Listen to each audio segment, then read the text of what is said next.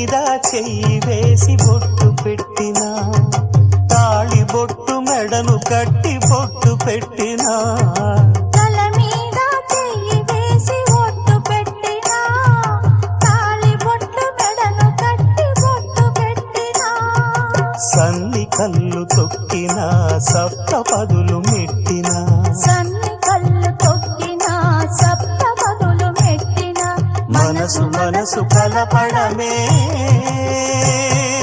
మంత్రం పరమార్థం. శ్రీరస్తు శుభమస్తు, శ్రీరస్తు శుభమస్తు.